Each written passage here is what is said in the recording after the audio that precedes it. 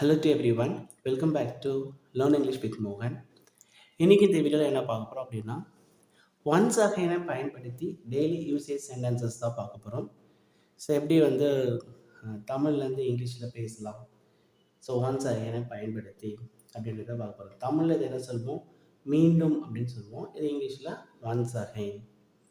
Okay, before இந்த சேனலில் இன்னும் நீங்கள் சப்ஸ்கிரைப் பண்ணாமல் பார்த்துட்ருக்கீங்க அப்படின்னா ப்ளீஸ் subscribe this channel. உங்களுக்கு இந்த வீடியோ பிடிச்சிருந்தது அப்படின்னா please hit a like button. Let's get started.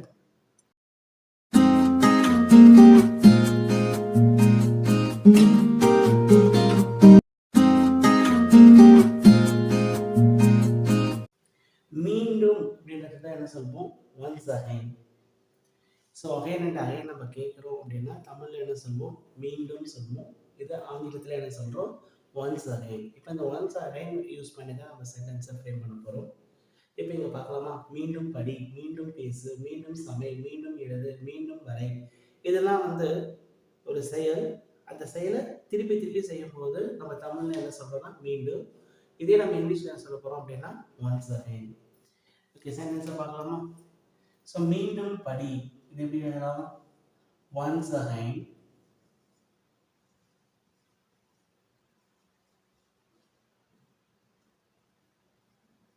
you study.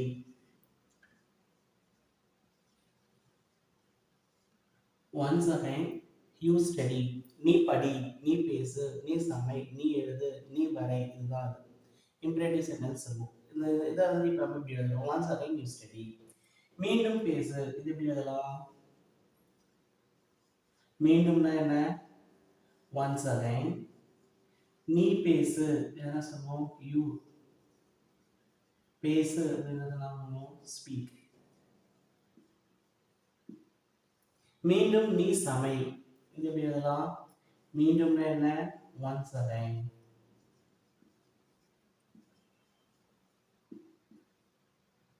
you சமை என்ன சொல்லுவோம், குக், you cook. மீண்டும் நீ எழுது, once again.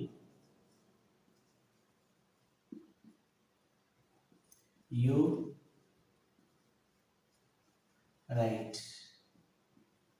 மீண்டும் வரை, once again.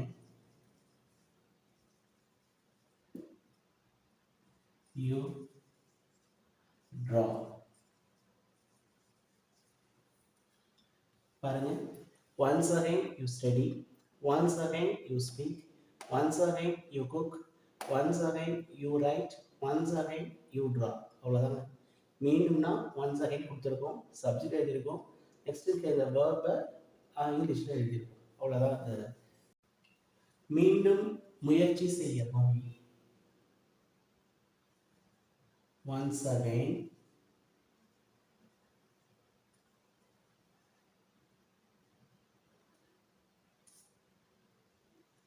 you will try. முயற்சி செய்யவும், you will try. மீண்டும் அடுத்த வாரம் நாம் ஒரு கூட்டத்தை நடத்துவோம். மீண்டும் once again.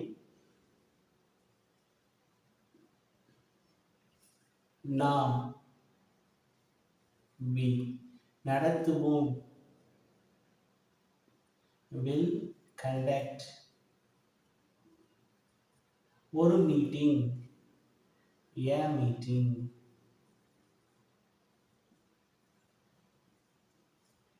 we will conduct a meeting.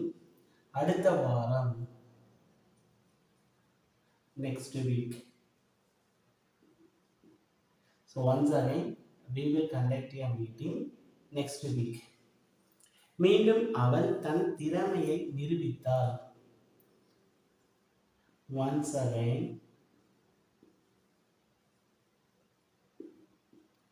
அவள் ஷியா நிரூபித்தாள், இது என்ன சொல்றோம், proved. past tense நிரூபித்தாள், கடந்த கால செயல், அதனால சிம்பிள் past tenseல இருக்கும். she proved. எனது தன் திறமையை, தன்மை அறை அவள். அப்ப என்ன சொல்லலாம்? Her talent. திறமை என்ன சொல்லுவோம்? Talent. Once again she proved her talent. மீண்டும் அவள் தன் திறமையை நிரூபித்தாள். மீண்டும் அணி நன்றாக விளையாடியது. ஒன்ஸ் அகைன் அணி என்ன சொல்வோம்? The team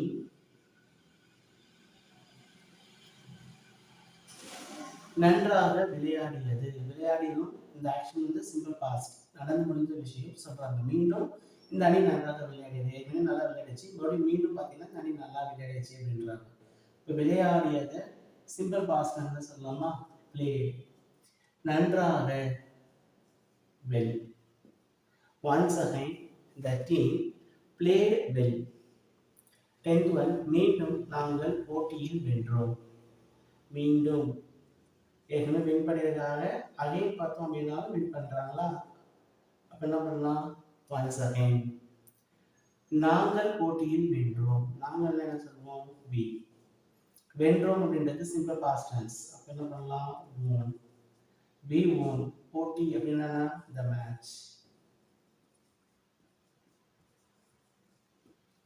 Once again we won the match. மீண்டும் முயற்சி செய்யவும். once again you will try. மீண்டும் அடுத்த வாரம் நாம் ஒரு கூட்டத்தை நடத்துவோம். once again we will conduct a meeting next week. இது சிம்பிள் ஃபியூச்சர். மீண்டும் அவள் தன் திறமையை நிரூபித்தார். once again she proved her talent. மீண்டும் அணி நன்றாக விளையாடியது. once again the team played well. மீண்டும் நாங்கள் போட்டியில் வென்றோம். once again we won the match. மீண்டும் ஆசிரியர் மாணவர்களிடம் கேள்விகள் கேட்டார். மீண்டும் once again ஆசிரியர் என்ன சொல்வோம்? Teacher. the teacher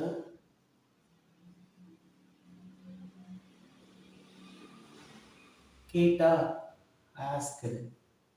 கொஸ்டினா asked. கேள்விகளா asked the questions.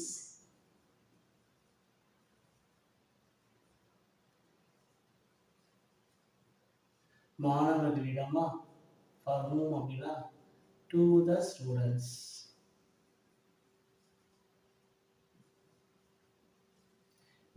Once again the teacher asked the questions to the students. மீண்டும் சூரியன் பிரகாசமாக ஒளிர்கிறான். once again the sun ஒளிர்கிறான். சிம்பிள் பிரசன்டா shines. பிரகாசமாக எப்படி எழுதலாம்? brightly. once again the sun shines brightly. மீண்டும் உனக்கு நன்றி சொல்ல விரும்புகிறேன். once again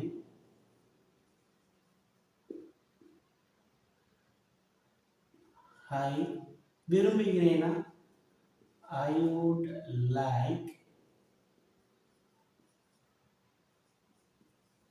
to thank. நன்றி கிட்ட thank to thank. உனக்கு என்ன சொல்வோம்? you. once again I would like to thank you. மீண்டும் அவன் தனது தவறுக்கு மன்னிப்பு கேட்டான். once again அவன் என்ன? he மன்னிப்பு கேட்டான். apologized.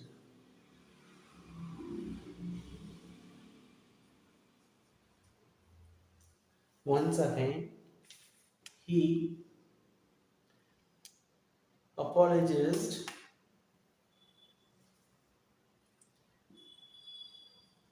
for his mistake.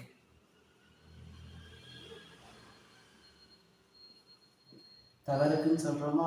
once again he apologized for his mistake. மீண்டும் அதை சொல்ல முடியுமா? சொல்ல முடியுமா? அப்ப என்ன சொல்றோம்? எபிலிட்டி. எபிலிட்டின்னு கொஸ்டின்ல கேட்கணும். அப்ப என்ன சொல்லலாம்? கேன் யூ சொல்ல, சே அதை, தட் மீண்டும், once again.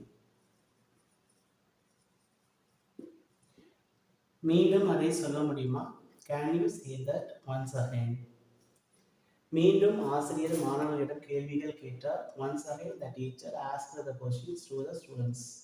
மீண்டும் சூரியன் பிரகாசமாக ஒளிர்கிறார். Once again the sun shines brightly. மீண்டும் உனக்கு நன்றி சொல்ல விரும்புகிறேன். Once again I would like to thank you. மீண்டும் அவன் தனது தவறுக்கு மன்னிப்பு கேட்டார். Once again he apologized for his mistake. மீண்டும் அதை சொல்ல முடியுமா? Can you say that once again? I hope that this video is very useful to you. If you like this video, hit a like button and share and subscribe this channel. Okay, meet you again.